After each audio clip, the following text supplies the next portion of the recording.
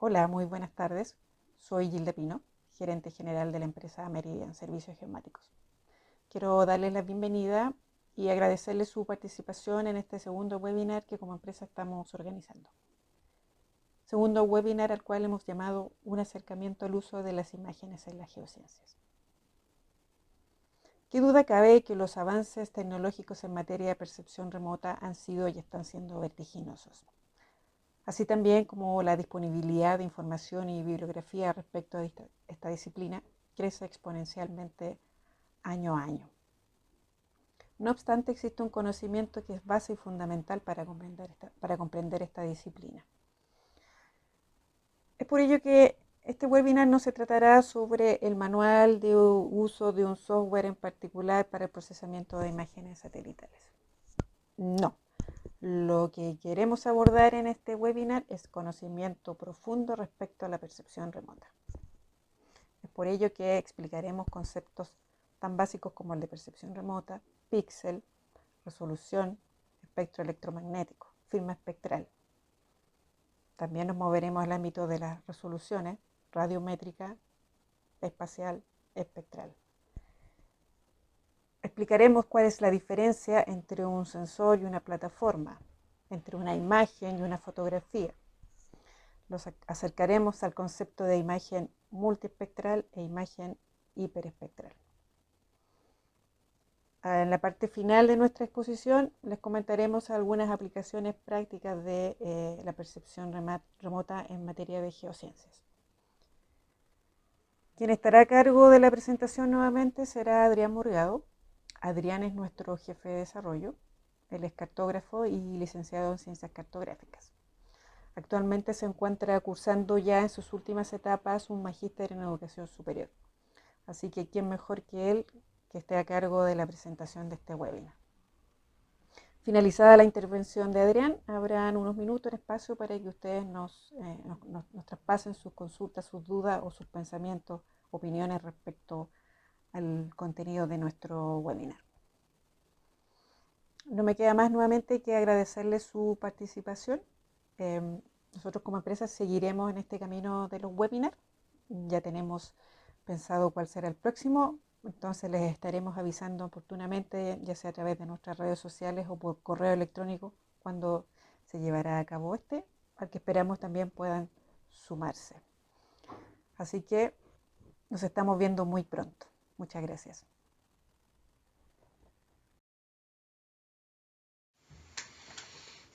Muchas gracias, Gilda. Acá desde San Rafael, desde la séptima región, en mi casa, todos guardaditos por el coronavirus. Quiero darles la bienvenida.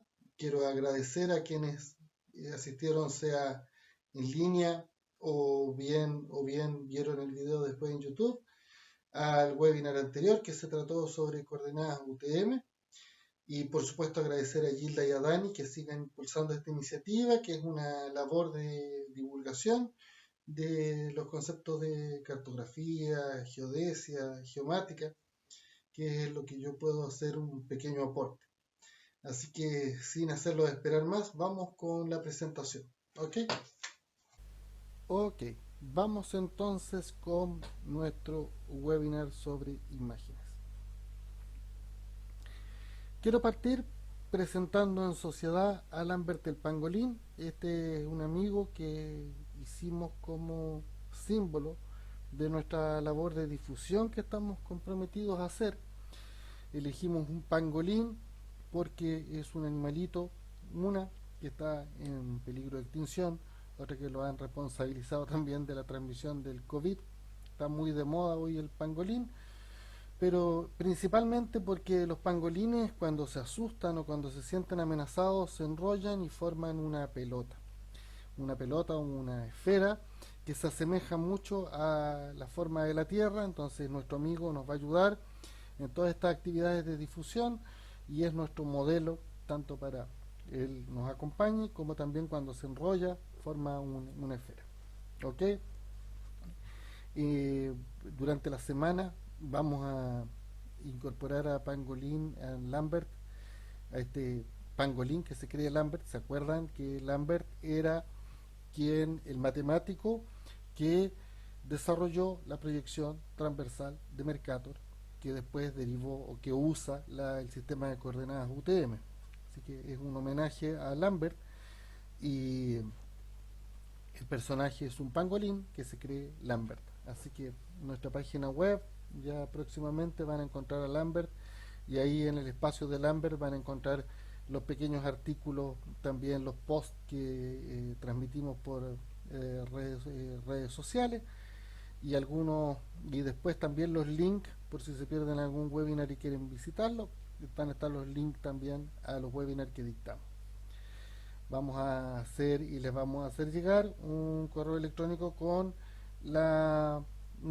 desde la dirección de Lambert el Pangolín, que vamos a hacer una dirección web de correo electrónico para que puedan hacer ahí algunos aportes o sugerencias. Así que vamos adelante. ¿Cuál es el objetivo de este webinar y a quién va dirigido? En primer lugar, a quien no conoce sobre el tema y quiere acercarse. También a quien está comenzando. Acá vamos a abordar temas que van a ayudar a acelerar ese proceso de aprendizaje. A quienes no confían en las imágenes satelitales y su procesamiento. Hay mucha gente que no le tiene confianza al procesamiento de imágenes satelitales por malas experiencias o por desconocimiento. Así que esperamos ayudar a un poquito a cambiar esa visión. Y también a quienes no quieren trabajar en imágenes, ¿verdad?, pero quieren saber sobre el tema para solicitar servicio. O sea, entendiendo esto, la idea es que también alguien pueda decir, pucha, ese problema yo podría conseguir a alguien que me ayude o alguien de la oficina en que trabaja lo puede ayudar con temas con imágenes satelitales. Por tanto, vamos a tirar una base teórica conceptual, vamos a mostrar tecnología, vamos a tratar de desmitificar cosas y compartir algunas experiencias. Sigamos. Así que para hacer eso, y como es una labor de divulgación, me tomo la libertad de generalizar, de repente saltarme algunos conceptos que puedan ser pesados. Acá no vamos a mostrar ninguna fórmula matemática, vamos a tratar de hacer las cosas muy simples porque estamos en un ámbito de divulgación. La idea es demorarme 30, máximo 40 minutos. Vamos a dejar un ratito para dudas, comentarios, quejas, reclamos y cualquier observación que ustedes nos quieran dar. Vamos a partir con el tema de imagen y fotografía. ¿Qué entendemos por imagen y qué entendemos por fotografía? ¿Qué entendemos entonces por imagen y fotografía? Cuando hablamos de un sensor que captura valores y los almacena en una matriz, como hace nuestra cámara de fotos, ¿verdad? Con nuestra cámara fotográfica digital, lo que está haciendo es almacenando eso en un dispositivo que guarda una matriz de datos, que es digital, pero es una matriz de datos. Eso es una imagen. Vamos a usar el término de fotografía cuando nosotros hasta lo que estamos quemando es una emulsión fotosensible, una película. La imagen que ven ahí, que es con la construcción de la Torre Eiffel, es una foto muy antigua, pero es una foto que quemó una emulsión, no es una imagen. Si yo la escaneo, la estoy transformando en una imagen, pero ahí lo que estoy haciendo es solamente capturando los valores de la matriz que ya quemé, o sea, de la película que ya quemé. Eso es una diferencia. Hay fotografías satelitales, correcto. Uno de los sensores, el sensor Landsat 1, llevó una cámara de foto instalada, pero la mayor parte de lo que vemos son imágenes satelitales. Eso es para que tratemos de no usar el término fotografía satelital, salvo que sean fotos satelitales, que son escasas, pero hay. Sigamos. Vamos a ver el tema de las plataformas. ¿Qué es una plataforma? La plataforma es lo que lleva al sensor. En el ejemplo que yo les doy con ese niño, pensemos que estamos hablando de sensores que captan la luz, específicamente serían nuestros ojos, y la plataforma es el cuerpo del niño con sus piernas, con sus brazos, con todo lo que le permite moverse, con su tronco para agacharse, etcétera, etcétera, y cuello que le permite rotar, pero una cosa es el sensor, que son nuestros ojos, y el portante es lo que lleva nuestro sensor. Hagamos un símil. En el caso de los satélites, este es Landsat, el satélite es Landsat, ya vamos en Landsat o entre 8 y 9, estamos todavía usando Landsat 8, se viene el Landsat 9, pero una cosa muy distinta es el sensor. El proyecto Landsat ha usado varios sensores a lo largo de la historia, los principales Multispectral Scanner, MSS, de los primeros Landsat, después vino el Thematic Mapper, que es el que más se ha usado, el día de hoy están las imágenes OLI, de Operational Land Imager, que son los sensores. Así que para hablar correctamente, como para orientar un poco el tema, hablemos siempre de el sensor que estamos ocupando. O sea, es mucho más correcto decir necesito una imagen Landsat TM y no hablar de Landsat como si fuera una sola cosa. Sigamos. Lo mismo pasa con los drones. El dron es una plataforma, es un aparato que vuela, que transporta un sensor. O sea que hay drones que pueden transportar cámaras para fotogrametría, pueden transportar un sensor LIDAR, cámaras termográficas, como sensores multiespectrales, drones grandotes, pero pueden llevarlo. Por tanto, hay que tener mucho ojo, porque muchas veces la gente dice necesito una topografía con dron. Y una topografía puede ser hecha por medio de LIDAR o por medio de cámara, y cuando hablamos del dron hablamos solamente de la plataforma. La diferencia en calidad del producto, precios y todo es totalmente distinta y nos puede generar confusión y adquirir un servicio que no es el que mejor se adecua a lo que necesitamos. Sigamos con el tema de los sensores. Acá en este ejemplo tenemos una niñita y esa niñita sabemos que tiene fiebre porque tiene un termómetro puesto en la boca y tiene su manito en la frente y tiene cara enferma. Pero nosotros vamos a saber que tiene fiebre si usamos un termómetro, o sea, un termómetro de estos viejos a mercurio o a distancia, que captura a distancia, como estas pistolas que sabemos que andan en el espectro infrarrojo. Pero aquí quiero llegar. En la película Depredador, no me acuerdo si porque usaba un casco o porque era propiedad de él, tenía la capacidad de ver en infrarrojo. Al ver en infrarrojo, él podría saber si la niñita tiene fiebre o no. En el caso de nosotros no somos capaces de ver en las porciones termales del infrarrojo y por tanto con verla no sabemos si tiene 37, si 37,2, 38 grados, etcétera, como lo podría hacer depredador, ¿correcto? Ahora, si vamos a otro ejemplo, aquí hay un plato con osobuco al vino, con champiñones. ¿Se acuerdan que en la película Superman era capaz de calentar objetos con su vista? Lo mismo que hace nuestro microondas. El microondas lo que está haciendo, él trabaja con microondas que estimulan específicamente las moléculas de agua. Por eso se calientan los alimentos. En el caso del plato, cuando es de loza, prácticamente no se calienta, pero cuando tenemos cerámicas que son cerámicas más artesas, tienden a calentarse porque hay en la greda o en la cerámica contenido de agua. Eso es específico. ¿Ok? Pero aquí quiero llegar. Acá miramos una diferencia bien grande. El depredador lo que está haciendo es recibiendo la información de la radiación o de la energía que está liberando la niñita. En cambio, Superman está con su vista, está mandando energía para calentar el plato de osobuco y a su vez recibiendo la energía que él va a ver cómo se va calentando la cosa. Entonces, cuando hablamos de algo que dispara algo y que recibo lo que yo mandé como estímulo, hablamos de un sensor activo, y cuando el sensor no está emitiendo, sino que directamente está recibiendo lo que está emitiendo el otro, hablamos de sensores pasivos. Eso hace una diferencia muy grande. Vamos a ver que hay sensores pasivos y sensores activos a lo largo de la charla. Necesitamos sí o sí hablar del espectro electromagnético. Este es un esquema actual del espectro. Antes siempre el espectro estaba dado vuelta y los rayos cósmicos estaban acá y acá estaban las ondas de radio. Este es mucho más lógico por algo que les voy a explicar. Fíjense que nosotros, mientras más cortita es la onda y tiene mayor frecuencia, ¿verdad? Tiene mayor cantidad de energía.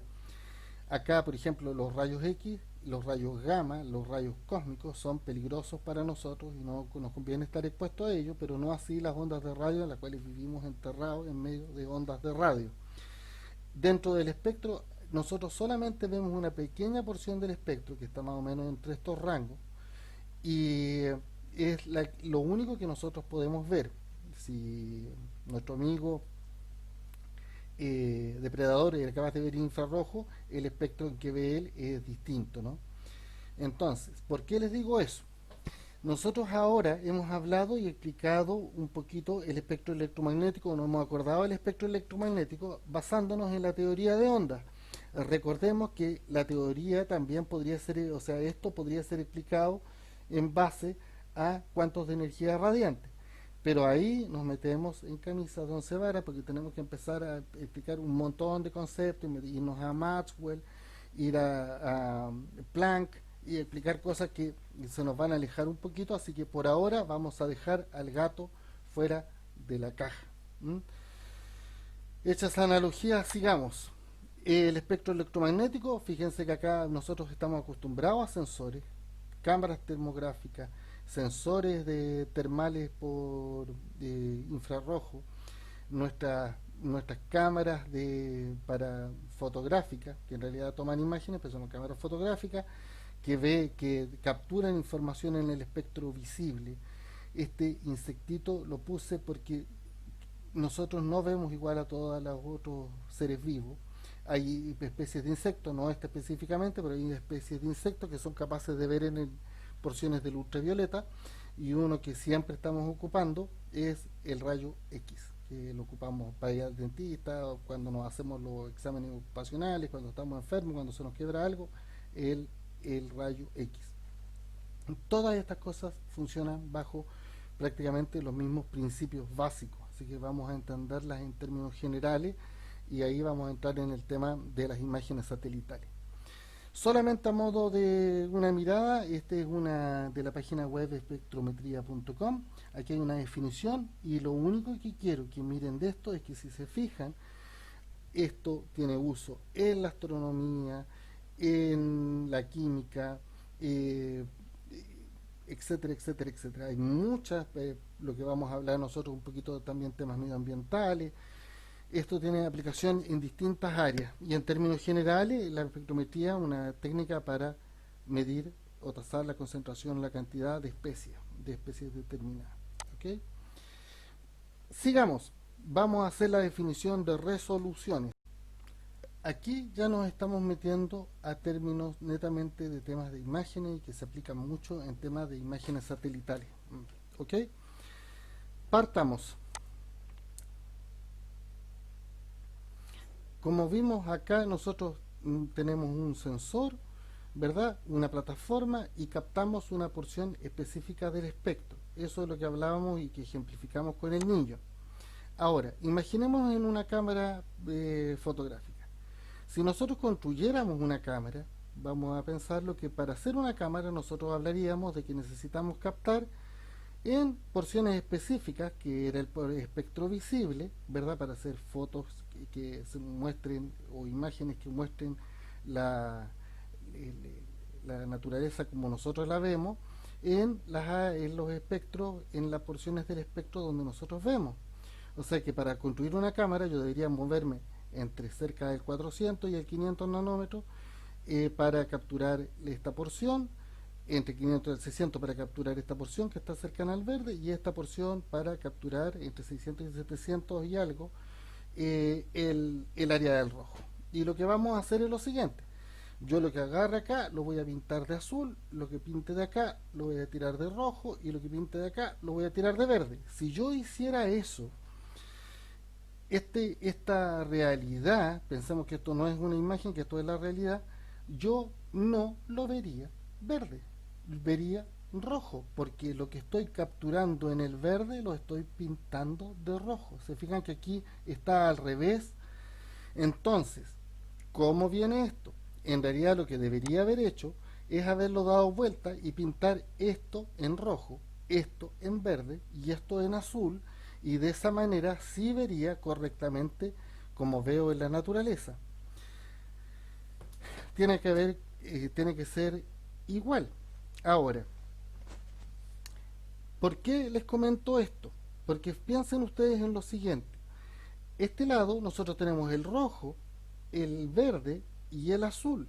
De ahí viene esta concepción del RGB, Red, Green, Blue, y por eso está dado vuelta ahora el espectro electromagnético a como los esquemas que teníamos antes para que quede en el mismo orden. Siempre vamos a respetar este orden del RGB siguiendo el mismo orden que tiene nuestros ojos, ¿ok? O sea, en el espectro, en el orden que tiene en el espectro. Lo que hablamos cuando nosotros hablamos de tomar una porción del espectro y guardarlo en esta porción del espectro, a esto le llamamos banda. O sea, en este caso nuestra cámara tiene tres bandas. Estamos guardando una matriz en esta porción del espectro entre el 300 y tanto y el 500. Estamos guardando otra porción del espectro entre el 500 y el 600 y entre el 600 y el 700 otra. O sea que tenemos tres bandas y lo que estamos haciendo es guardando los valores en estas porciones y eso le vamos a llamar niveles digitales. ¿Ok? Así que eso es la resolución espectral. O sea, es la cantidad de bandas y de dónde a dónde capturan el espectro. Hemos hecho la definición general de resolución espectral, vamos con otra resolución. ¿Qué entendemos por resolución espacial? Pensemos que este macetero en la vida real mide 40 centímetros por 40 centímetros. Si esto es en la realidad y yo acá tengo 4 por 4 píxeles, o sea, tengo 16 píxeles en mi imagen y yo capturo eso, estoy hablando de que cada píxel son 10 centímetros de la realidad. O sea, mis píxeles miden 10 por 10 centímetros. Perfecto. Ahora, como son 16, obviamente que imagínense la poca calidad que tiene la imagen que yo capturé. O sea, acá son estos dos para representar el macetero. La planta se alcanza a ver en estas que están acá, las flores acá, y es muy baja su resolución, pero hablamos ahí de resolución espacial. Eso es la resolución espacial. Si yo me alejo, se fijan que ya todo el macetero cabe solamente en un píxel. Entonces, ¿cómo definiríamos la resolución espacial con palabras súper simples? ¿Qué distancia en la realidad cubre mi píxel? Acuérdense que el píxel es la unidad mínima de mi imagen. Vamos con otra resolución, la resolución radiométrica. Acá tenemos la misma imagen de oso. ¿Y qué se diferencian estas tres imágenes de oso? No es el tamaño del píxel, porque el tamaño del píxel era la resolución espacial, ¿verdad? Y tampoco estoy hablando acá de la resolución espectral, que era la cantidad de bandas y donde se capturaban. Acá estamos mirando otra cosa. Acá yo la información que tengo es la cantidad de datos que puede almacenar. Fíjense, este oso está hecho con imágenes que tienen solamente dos valores. Los píxeles pueden contener dos valores, o 0 o 1. O sea, tenemos dos niveles digitales. Este oso está con 16 valores.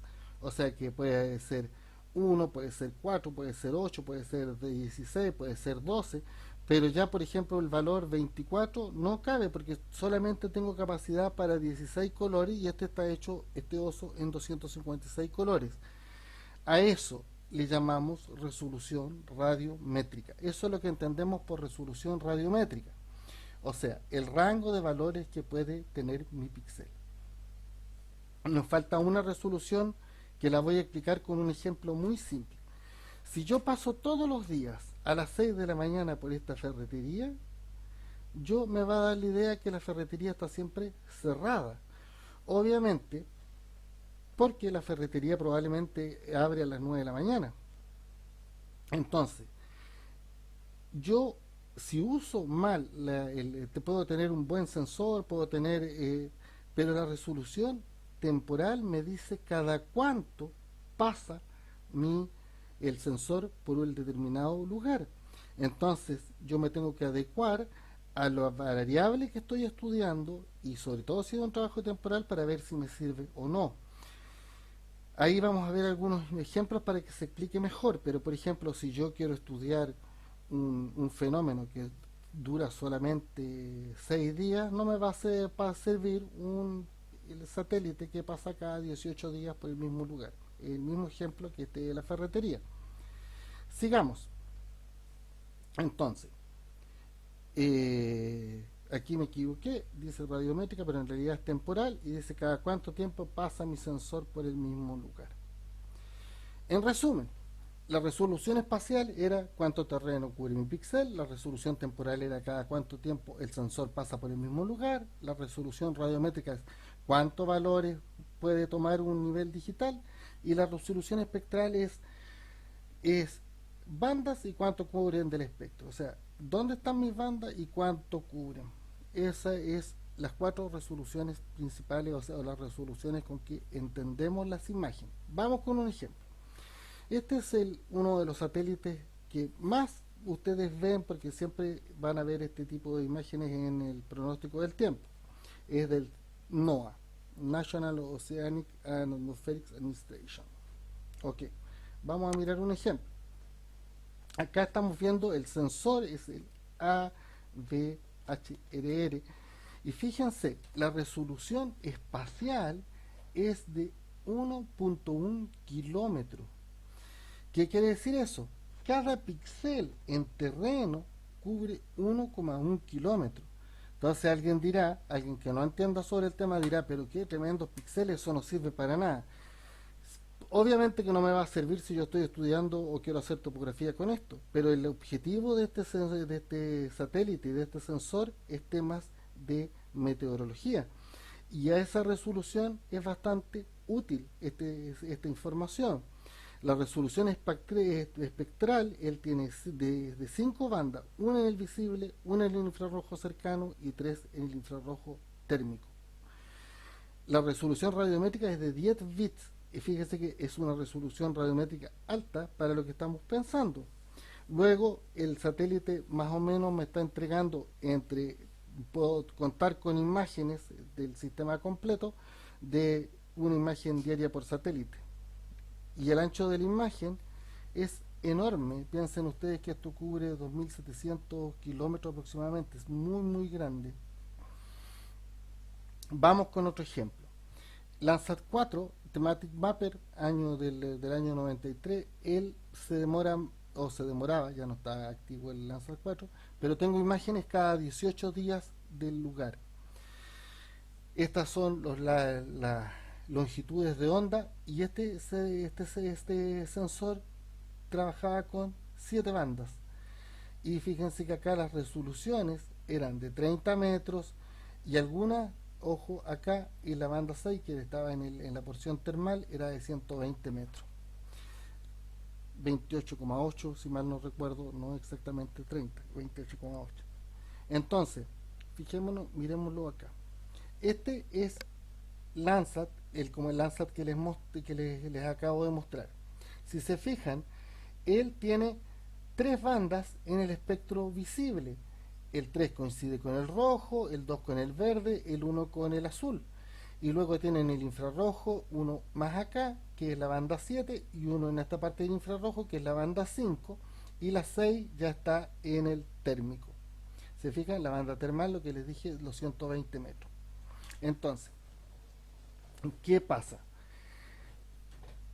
Hay otro satélite que lo quiero usar de ejemplo para comparar, que es el Aster. El Aster es un satélite especialmente diseñado para temas geológicos. Y si ustedes se fijan, tiene desfasado el espectro visible y ya se mete la banda 3 en el infrarrojo un poquito. Después tiene la banda 4 que es bastante similar a la 5 pero más cortita, o sea, captura en una porción menor. Y fíjense qué es lo que quiero que noten en la banda 7, donde había una banda, ahora tenemos 1, 2, 3, 4, 5 bandas. ¿Por qué? ¿Para qué hicieron esa diferencia? Si lo miramos en términos generales, no entendiendo, diríamos, pero prácticamente están donde mismo. ¿Cuál es la idea de esto? Ahora la vamos a explicar. El infrarrojo térmico, por otro lado, fíjense que acá donde había una sola banda, acá tenemos 5 bandas distintas. Las resoluciones espaciales, en amarillo 30 metros, todas estas que tenían 30 metros, pero acá Aster tenía una resolución mucho mayor de 15 metros. Y acá estamos hablando de resoluciones de 120 metros y acá de resoluciones de 90 metros. Acá hay un término que yo quiero comentarlos porque los van a encontrar mucho en la bibliografía. La porción más cercana al visible, o sea, la porción netamente que cubre el visible, se le llama la porción de vinir, la porción del infrarrojo, el SWIR, y la porción de los térmicos, la TIR. Esto es para que van a encontrar muchas veces nombrado así esas porciones. Ahora voy a mostrarles otro sensor, otro satélite y otro sensor. Este es GeoEye. GeoEye, fíjense acá está la información, tiene una resolución impresionante espacial.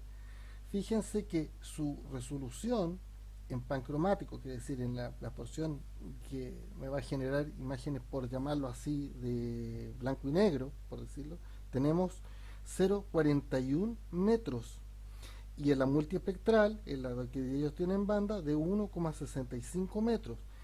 Estos satélites están pensados para prácticamente yo puedo generar planimetría con estos sensores a una escala que me lo permita. Yo puedo trabajar con esto para generar planimetría, o sea, son de una resolución que ya me permite hacer trabajos muy muy interesantes. Piensen que las bandas que tiene una banda en el azul, una banda en el verde, una banda en el rojo. Miren la calidad de la imagen. Es muy, muy impresionante. Yo podría usar esta imagen para pegarme en el GIS y construir planimetría a una excelente escala, o incluso también es posible usar temas de estereoscopía para generar modelos. Ahora, fíjense que este tipo de imágenes tenemos el siguiente tema. Se fijan que tiene una porción en una banda en el azul, una banda en el verde, una banda en el rojo, una en el infrarrojo cercano, pero no tiene la riqueza de multibanda que tenía, por ejemplo, Aster, que se los acabo de mencionar. Eso es súper importante porque no es que este satélite sea mejor que Aster, están hechos para fines distintos. Años atrás dieron la película se llamaba, yo la vi como El Hombre Invisible, pero en realidad se llamaba El Hombre Sin Sombra y es del año 2000 y trabajaba Kevin Bacon. Si se acuerdan que Kevin Bacon era el personaje principal que se transformaba en el hombre invisible y se ponía bastante malo, pero ella en algún minuto, como él no lo podía ver, lo que hacía era agarrar un tarro de pintura que estaba muy oportunamente a mano y le tiraba un tarro de pintura y lo pintaba. Tomé esto para hacer una analogía. Nosotros no vemos en el infrarrojo, no vemos en otras porciones que no sea el visible. Por tanto, lo que nosotros sí podemos hacer es pintar el infrarrojo con colores que nosotros sepamos o podamos ver. Por ejemplo, si miran a la imagen del lado izquierdo, esta es una imagen Landsat que está siguiendo el mismo orden 3, 2, 1 que nuestra vista. Fíjense, vamos a volver atrás al mono. El 3 es el rojo, el 2 es el verde, el 1 es el azul. O sea que esa combinación 3, 2, 1, que era red, green, blue, me va a asemejar al ojo humano lo mejor posible, ¿verdad? Entonces por eso la vemos similar a lo que vemos. Pero ¿qué vemos acá? Estamos viendo un 741. O sea que lo que estamos haciendo es tirando en el rojo el 7, perdón, en el rojo el 7, el 7, el 4 que está del infrarrojo cercano lo estamos tirando al verde y el azul lo estamos conservando. O sea, el infrarrojo más cercano lo estamos tirando al verde y el infrarrojo más lejano lo estamos tirando al rojo.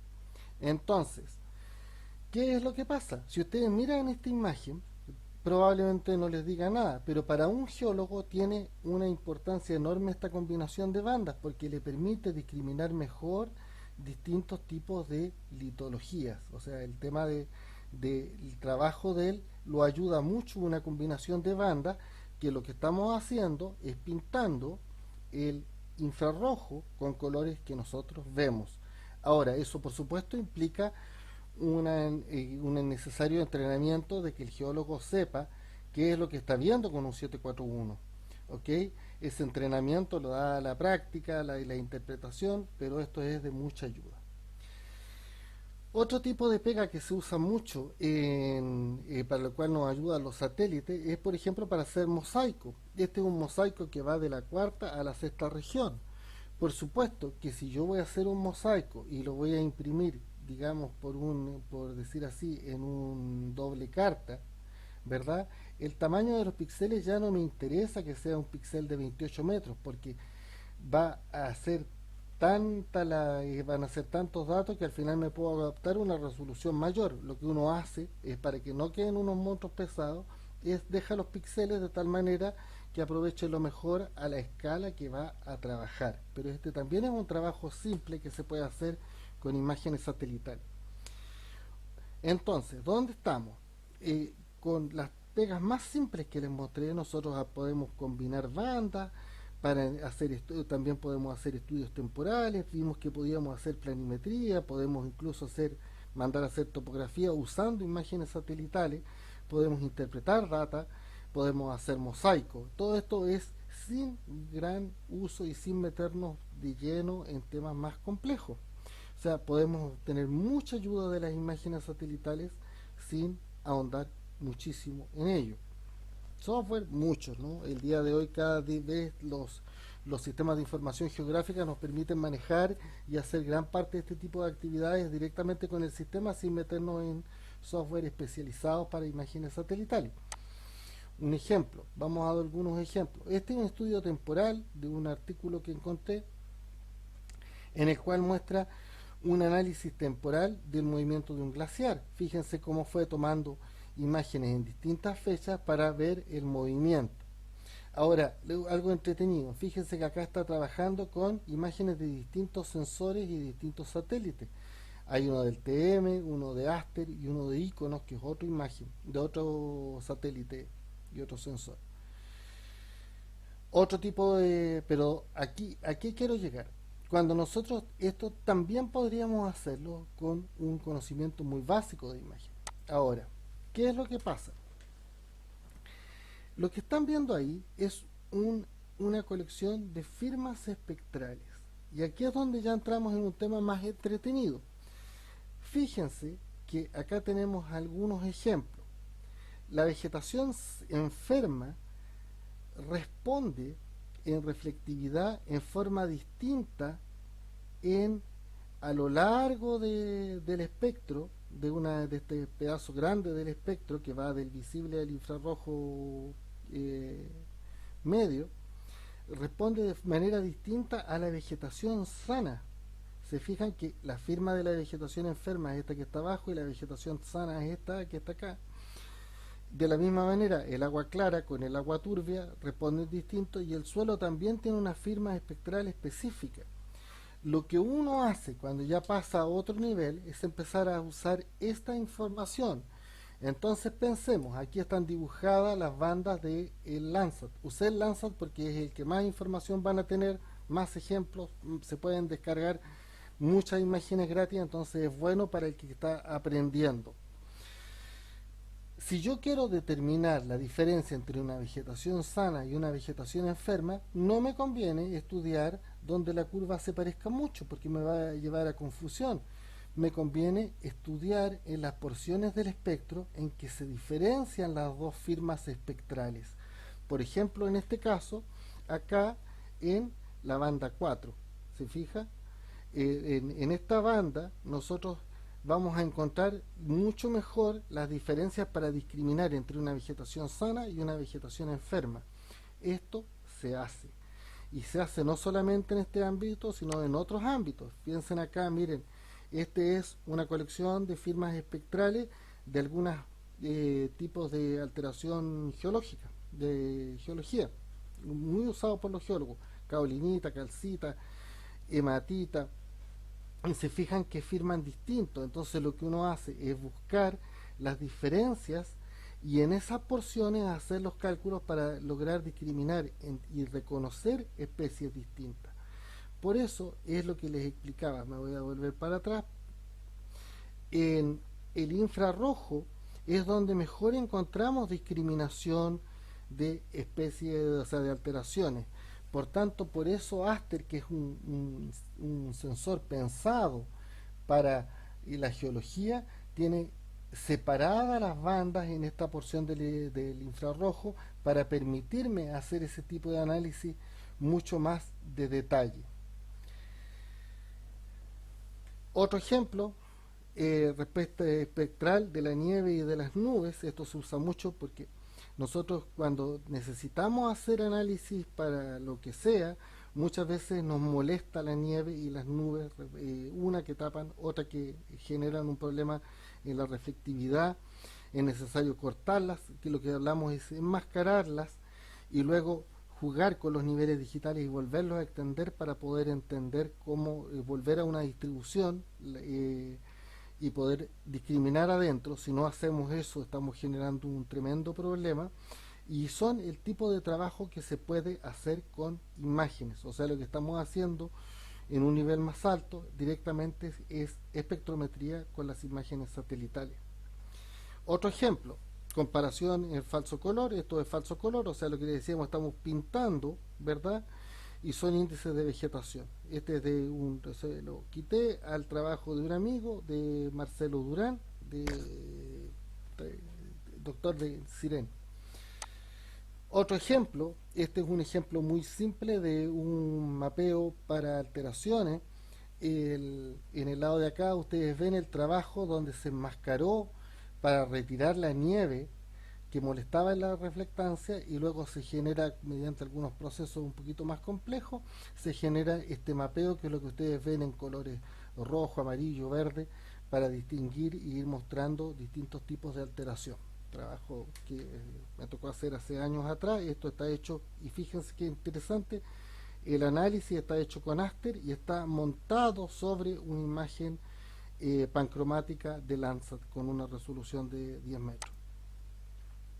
Otro ejemplo más o menos similar de trabajo de este tipo, de compañero de trabajo de años atrás, de Bill Kirby.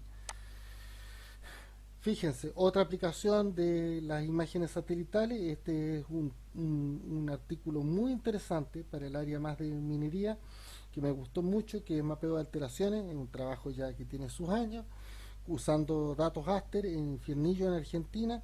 Y fíjense qué bonito, ella aquí va explicando la respuesta del espectro frente a al fenómeno que está describiendo ella, que es describiendo pórfidos, un tipo de yacimiento. Entonces acá ella continúa y miren cómo habla de los núcleos ricos en hierro, etcétera, que forman un halo, el halo de alteración, etcétera, etcétera, que lo está mostrando muy bien. ¿A qué quiero llegar con esto? Y aquí nos vamos a entrar. ¿Por qué si yo les estoy mostrando unos trabajos que son bastante interesantes, que son confiables y que han sido probados, tenemos el problema de que mucha gente no le tiene confianza?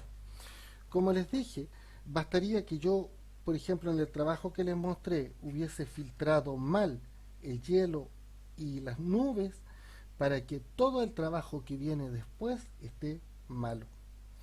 Realmente me mueve la reflectancia y yo genero productos malos. Voy a usar, aquí me voy a poner totalmente autorreferente. El primer computador que yo tuve fue en el año 88, una 386 del año del Cuesco. Tenía un coprocesador matemático, costaba mucha plata en ese entonces tener, y tenía la bestialidad de 40 megas de disco duro y 2 megas de RAM, que era una enormidad.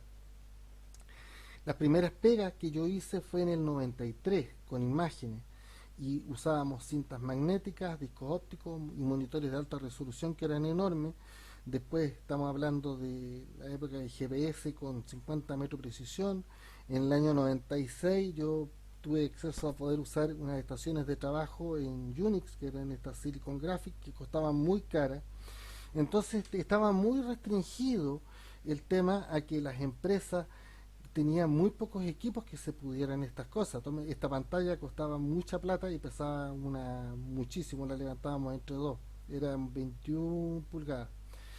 Pero ¿por qué les comento esto? Porque cuando viene una apertura y una baja enorme de los costos de tener un computador y que los computadores pudieran hacer trabajos de este tipo, se empezó a generar mucha oferta y no toda de igual calidad. Entonces, hacer estas pegas, una cosa es saber usar un software y que el software genere un mono. Eso no es difícil. Pero lograr hacer un trabajo, sobre todo en temas de espectrometría, que sea de calidad, requiere de un trabajo muy cuidadoso. Y eso fue generando un problema de que hubo mucho trabajo de muchas personas que no fueron suficientemente rigurosos y fueron dejando como un halo de descrédito al trabajo con imágenes satelitales. Si confiamos en lo que nos dice un termómetro, o sea, o confiamos en lo que la pega que hacen los astrónomos, deberíamos de igual manera confiar en que nos puede llevar a resultados muy cercanos. Otro problema grande con las imágenes satelitales es que siempre es bueno que uno tenga un feedback con las personas que están yendo a campo. La idea, el trabajo con imagen es un apoyo, pero no reemplaza las labores de campo. Y si hay una comunicación directa, uno con el tiempo y en un trabajo continuo va ajustando firmas espectrales, va entendiendo lo que está conversando y logra muchos mejores resultados. Entonces ese es un poquito comentándoles por qué mucha gente tiene poca confianza a los trabajos hechos con malas experiencias, hubo muchas.